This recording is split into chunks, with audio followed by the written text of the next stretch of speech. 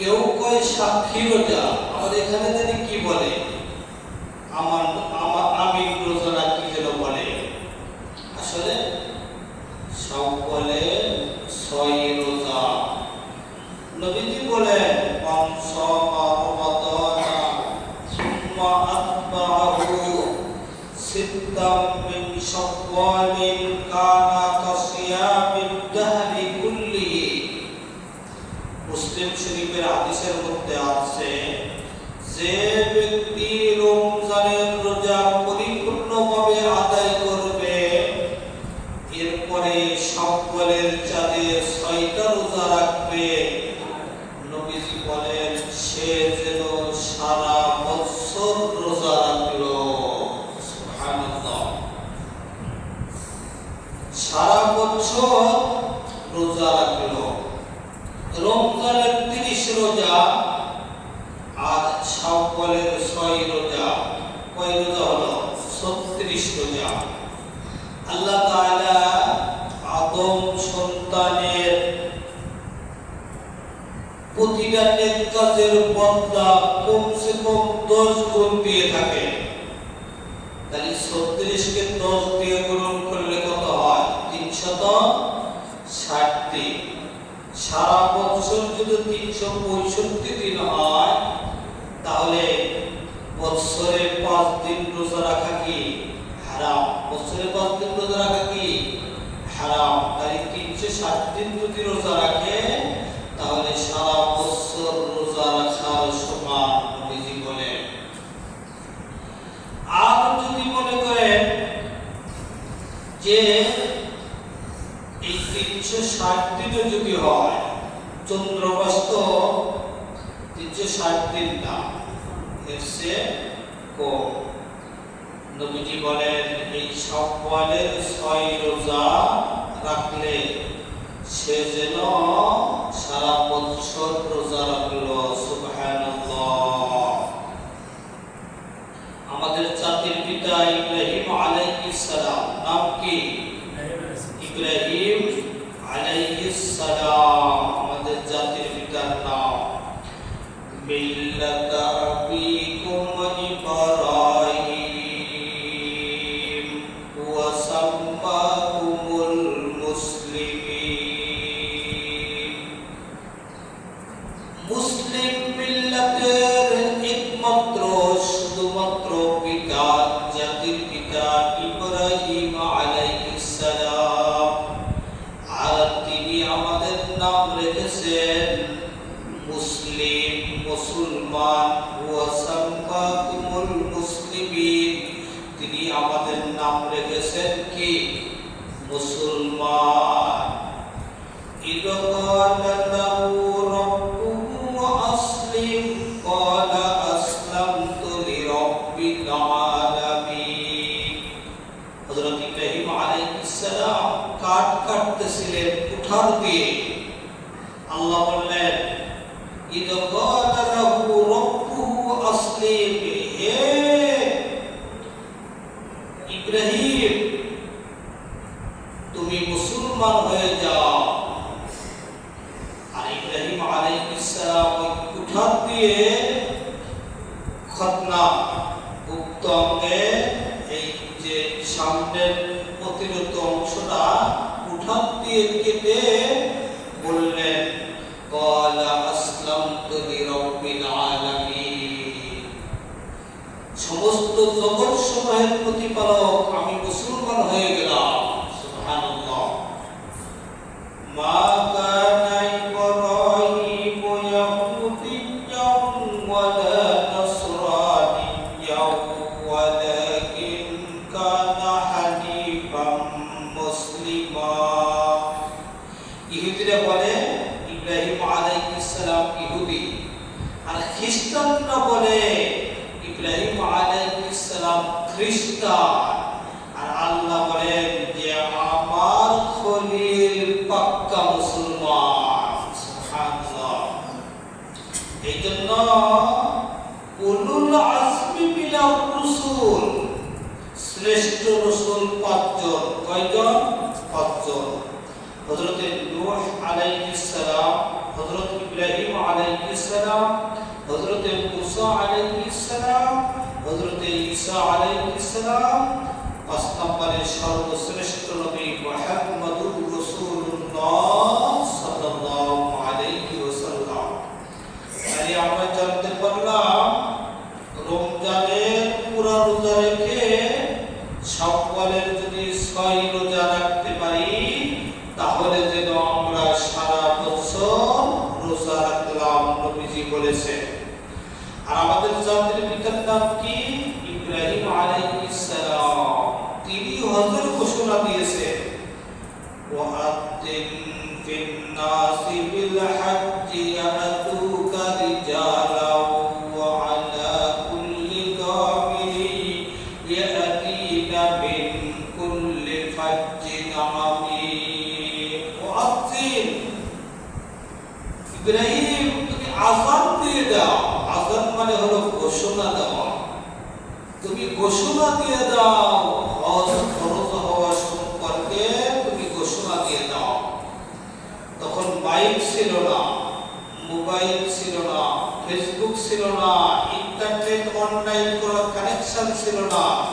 আল্লাহ বলেন যে তুমি ঘোষণা দাও, তুমি দেখবে প্রত্যেকের কানে কানে এই ঘোষণা আমি আল্লাহ তাআলা পৌঁছায় দেব। তখন দেখবে যে মানুষ, মুসলমান বান্দা বান্দি পায়ে হেঁটে উটে আরোহণ করে এই পথ ত্যাগ করার জন্য আসবে, হজ করার জন্য আসবে। হজ ইসলামের পঞ্চম রুকন। হজ কি ইসলামের পঞ্চম রুকন। আল্লাহ তাআলা যখন আদম আলাইহিস সালামকে সৃষ্টি করলেন, সৃষ্টি করার পরে আরাফার ময়দানে রাখলেন। আরাফার ময়দানে রাখার পরে আল্লাহ তাআলা বলেন, ওয়াইদা আখাযা রাব্বুকা মিন বানি আদামা মিন যুহুরিহিম যুররিয়াতাহুম ওয়া আশহাদাহুম আলা আনফুসিহিম আলাস্তু বিরাব্বিকুম ক্বালু বালা শাহিদনা আন তাকুলু ইয়াওমাল কিয়ামাতি ইন কুন্না আন ইবাদাতিকুম লাগাফিলিন। আমাদের আদি পিতা আদম আলাইহিস সালামকে সৃষ্টি করার পরে আরাফার ময়দানে রেখেছিলেন। রাখার পরে আল্লাহ বলেন, আমার কুদরতি হাত হযরত আদমের পিঠের উপরে ঘুরাইলাম। এরপরে তার সমস্ত বংশধর বের হলো। সুবহানাল্লাহ। পিপিলিকার আকৃতিতে ছোট্ট ছোট্ট তার বংশধরদের রূপগুলো বের হলো। তাফসীরের ভিতরে আছে, আলাস্তু বিরাব্বিকুম, আল্লাহ বললেন আমি কি তোমাদের রব নই? সর্বপ্রথম যে রূহ বলেছিলেন, ক্বালু বালা, আপনি আমাদের রব। তিনি হলেন মুহাম্মদুর রাসূলুল্লাহ সাল্লাল্লাহু আলাইহি ওয়াসাল্লাম। মুহাম্মদুর রাসূলুল্লাহ সাল্লাল্লাহু আলাইহি ওয়াসাল্লামের রূহ প্রথমে বলেছিলেন, আপনি আমাদের রব। এরপরে সমস্ত রাসূলগণ তাদের রূহ বলেছিল, ক্বালু বালা, আপনি আমাদের রব। এরপরে সমস্ত মুমিন মুসলমানদের রূহ বলেছিল, ক্বালু বালা, আপনি আমাদের রব। এরপরে সমস্ত কাফির বেঈমানের রূহ বলেছিল, ক্বালু বালা, আপনি আমাদের রব। তখন আল্লাহ তাআলা বললেন, তোমরা সাক্ষ্য থাকো যাতে কিয়ামতের ময়দানে তোমরা বলতে না পারো যে আমি যে তোমাদের রব, এই ব্যাপারে আমরা কাফের ছিলাম। এটা যেন বলতে না পারো। সেই রব হজের হুকুম করেছে। হজের হুকুম কি করেছে? আল্লাহ তাআলা। আর কিছু কিছু বুদ্ধিজীবী আছে, তারা বলে গরিব দেশ বাংলাদেশ, হজ করলে অনেক বৈদেশিক মুদ্রা চলে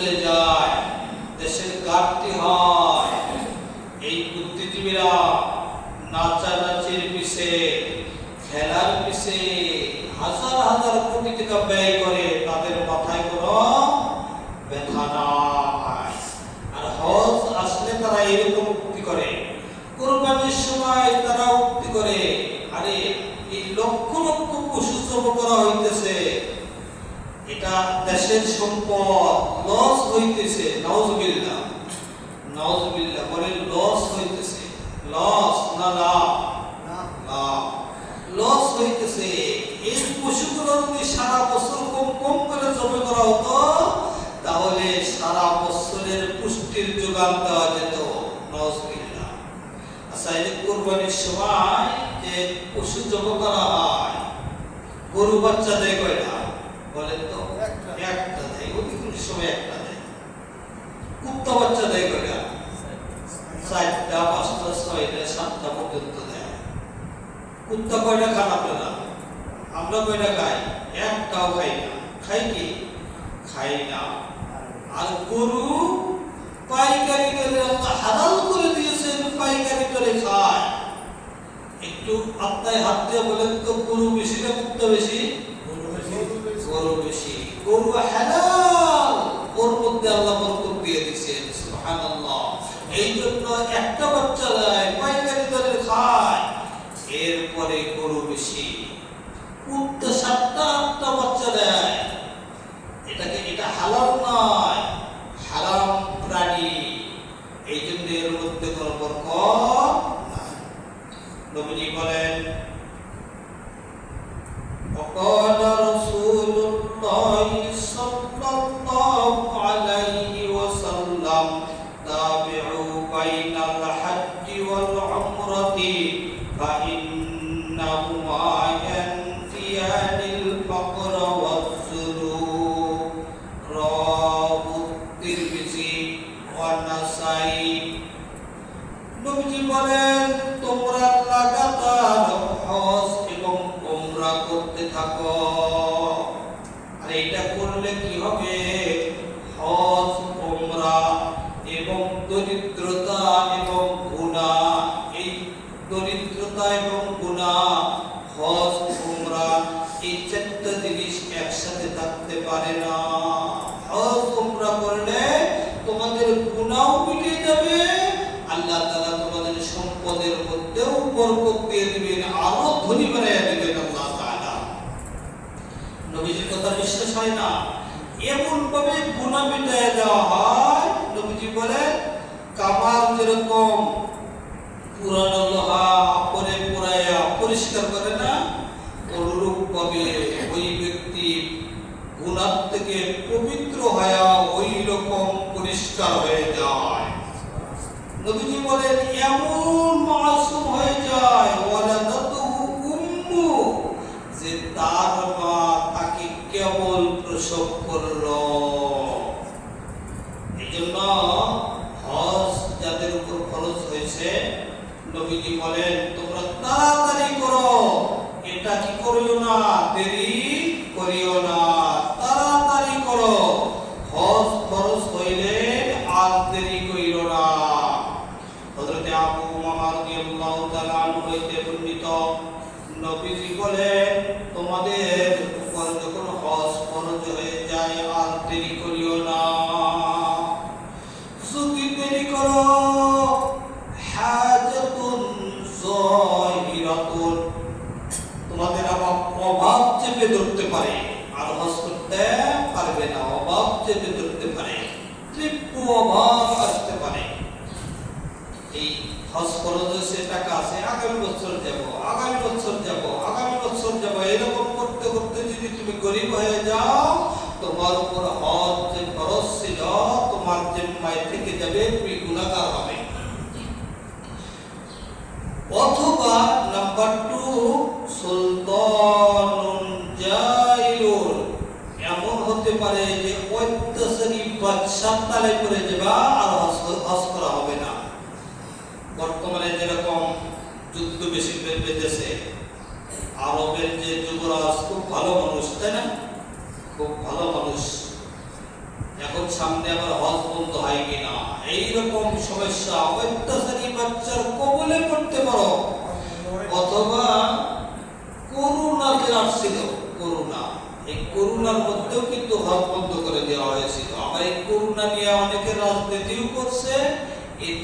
এটা নিয়ে অনেকে নাটকও করছে না? করছে। তিনজন একসাথে দাঁড়ায় নামাজ পড়া যাবে না, মাঝখানে দুই ফিট ফাঁকে ফাঁকে দাঁড়াইতে হবে, এই যে একটা অবস্থা।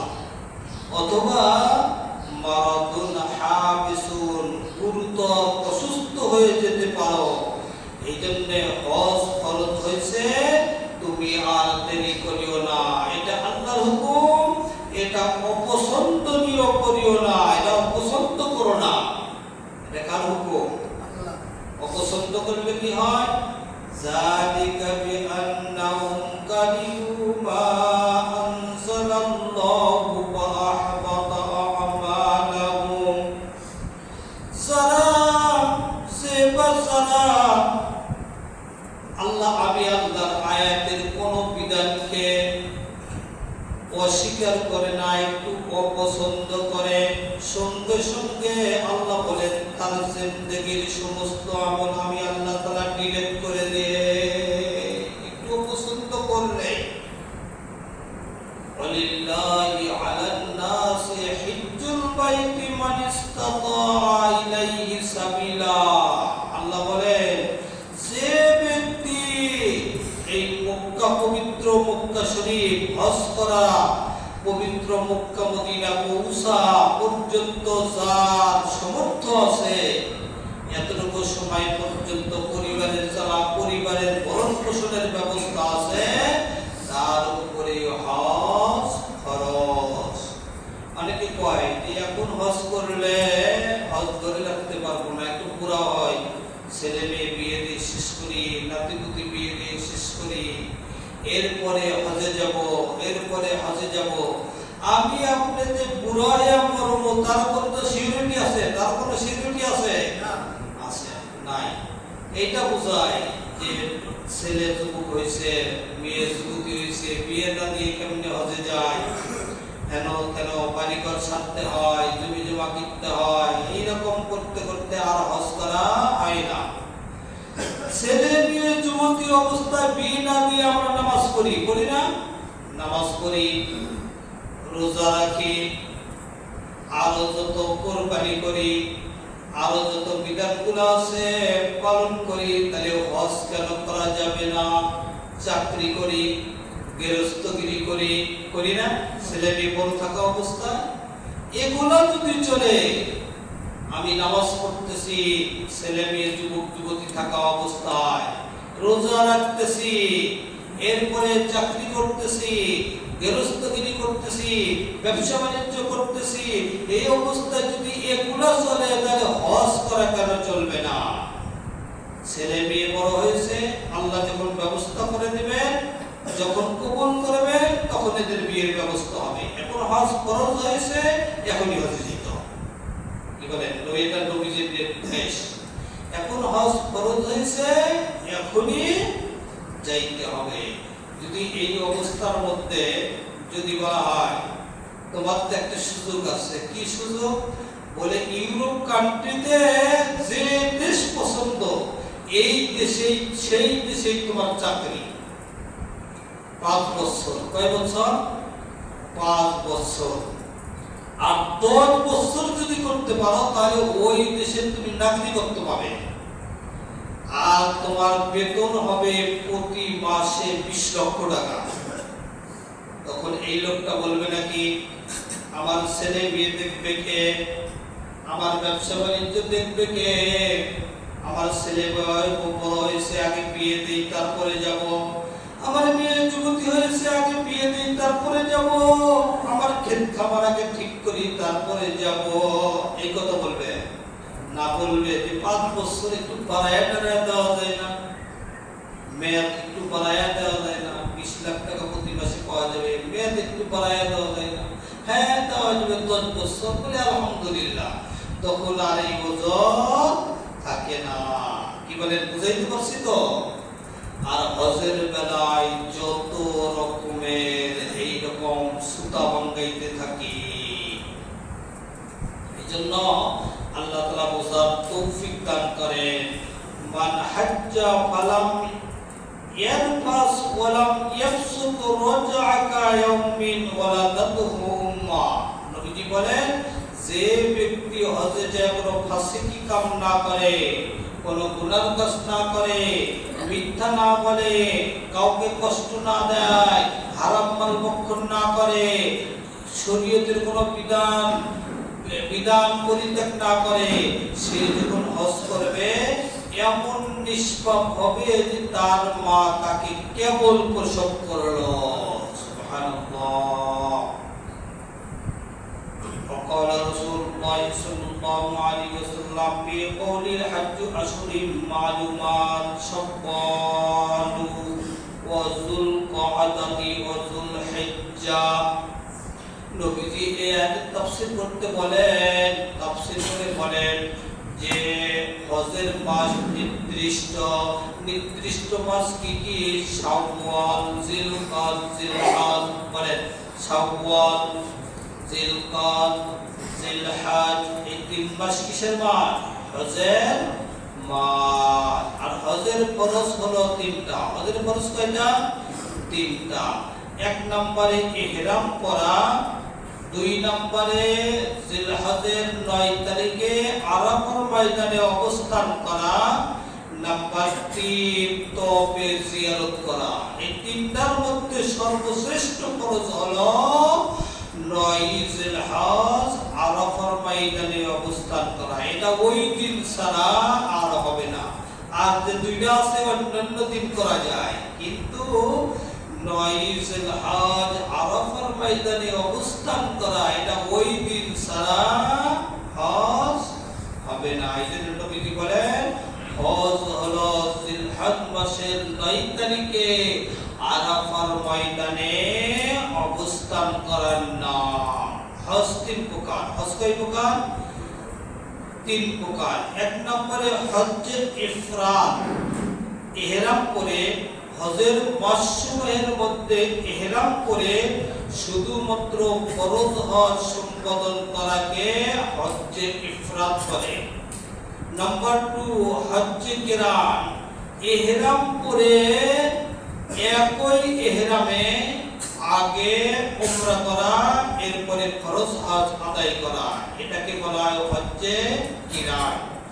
নাম্বার 3 হজ্জে তামাত্তু, ইহরাম করে আগে হজের মাসসমূহের মধ্যে ইহরাম করে আগে উমরা আদায় করা, এরপরে ইহরামের কাপড় খুলে ফেলা, তারপরে আবার হজের সময় নতুন করে ইহরাম করে আবার ফরজ হজ আদায় করা, এইটাকে বলা হয় হজ্জে তামাত্তু। অধিকাংশ মুসলমান বান্দা-বান্দি হজ্জে তামাত্তু আদায় করে থাকে। এই জন্য যাদের উপর হজ ফরজ হয়েছে, যাদের উপর হজ ফরজ হয়েছে, এই চিন্তা না করি যে বুড়া বয়সে হজ করব, বুড়া পর্যন্ত আপনি বাঁচবেন, এর কোনো সিউরিটি না। এই জন্য হজ করতে হবে যুবক বয়সে। বৈরী আবহাওয়ার মধ্যে এইরকম লক্ষ লক্ষ মানুষের ভিড়ের মধ্যে শত শত মাইল জার্নি করতে হয় হজ করতে যাওয়া, তপ করা, ছাপা মারোয়া, দৌড়ানো, মাঝখানে জায়গার ভিতরে মিনায় যাওয়া, আরাফার ময়দানে যাওয়া, কত জায়গায় দৌড়াইতে হয় না। এরপরে মদিনায় যায় নবীজির রওজা জিয়ারত করতে হয়। এই জন্য এটা বৃদ্ধ বয়সের কাজ নয়, এটা যুবক বয়সের কাজ। একমাত্র বাংলাদেশ, ভারত, পাকিস্তান, বাংলাদেশ, ভারত, পাকিস্তান, এই তিন রাষ্ট্রের লোক বেশিরভাগ বুড়া বয়সে হজে যায়, বেশিরভাগ বুড়া বয়সে হজে যায়। এই জন্য এই চিন্তা করবো না বুড়া বয়সে হজ করে এসে একবারে সুবিশাপ হয়ে যাব। বুড়া বয়সে হজ করা খুব কঠিন, নাট বল্টু ঢিলা যায় না, ভিতরের কলকব্জা নষ্ট হয়ে যায়, তখন আর ওইভাবে হজ করা সম্ভব হয় না। আল্লাহ তাআলা আজকের সংক্ষিপ্ত বয়ান আল্লাহ তাআলা আমল করার তৌফিক দান করেন, বলেন আমিন।